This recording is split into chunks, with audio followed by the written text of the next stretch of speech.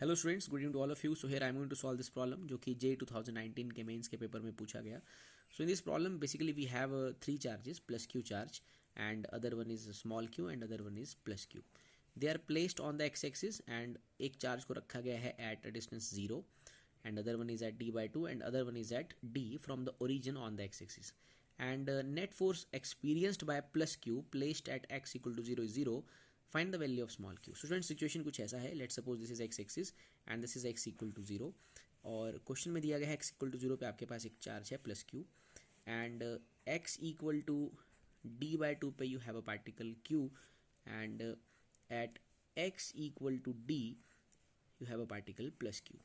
And question में दिया गया है कि that particle is experiencing zero force. ये जीरो फोर्स एक्सपीरियंस कर रहा है. सो स्टूडेंट्स, ये पार्टिकल जीरो फोर्स एक कंडीशन में एक्सपीरियंस कर सकता है. जैसे कि देखिए, अगर आप इस क्यू को नेगेटिव ले लें, लेट सपोज ये जो बीच वाला क्यू है वो माइनस है. सो ये इसे अट्रैक्ट करेगा इस तरफ, अपनी तरफ. और प्लस क्यू, ये तो प्लस क्यू है ही, गिवन है क्वेश्चन में. और ऑब्वियसली ये प्लस क्यू इस प्लस क्यू को रिपेल करेगा. तो x इक्वल टू 0 पर रखा गया पार्टिकल नेट फोर्स 0 तब एक्सपीरियंस कर सकता है जब दोनों फोर्सेस का डायरेक्शन अपोजिट रहे और मैग्नीट्यूड सेम रहे. तो ये तभी पॉसिबल हो पाएगा जब बीच में रखा गया q नेगेटिव चार्ज का हो. क्योंकि अगर बीच में रखा गया q पॉजिटिव चार्ज का होगा तो बीच में रखा हुआ q as well as capital Q दोनों इसे रिपेल करेंगे सेम डायरेक्शन में और इस पे नेट फोर्स 0 नहीं हो पाएगी. तो एक बात तो हमें पहले ही पता चल गई कि बीच वाला जो चार्ज जिसके लिए हम अपना आंसर ढूंढ रहे हैं, जिसकी वैल्यू हम ढूंढ रहे हैं, वो ऑब्वियसली एक नेगेटिवली चार्ज पार्टिकल है.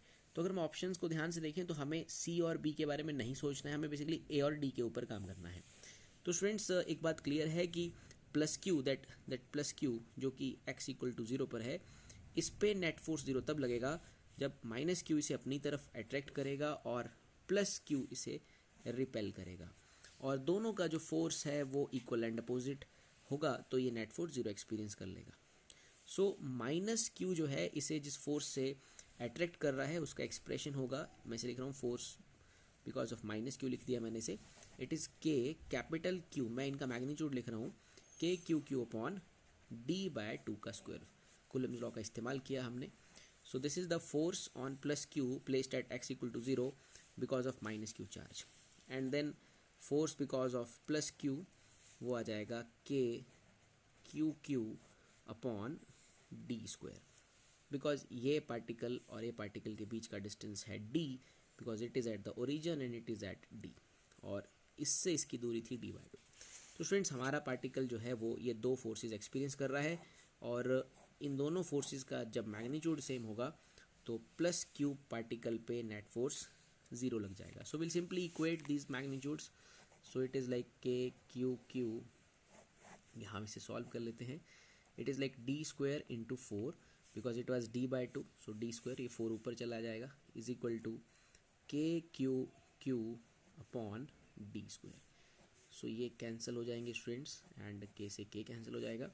सो q का जो मैग्नीट्यूड आ रहा है वो आ रहा है capital Q upon 4.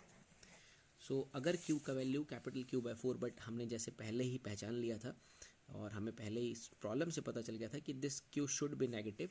So we can say that this q should be minus capital Q/4. ये तो बात पक्की है कि ये नेगेटिव चार्ज रहेगा तभी ये कंडीशन बन पाएगी. और इस चार्ज का मैग्नीट्यूड हमने निकाला है Q/4. So but as we know that कि पार्टिकल शुड बी नेगेटिव, तो हम उसका पोलैरिटी भी डाल देंगे. So it is like minus Q/4. So इस सवाल का जो सही आंसर है वो है option A there, minus Q/4. Thank you.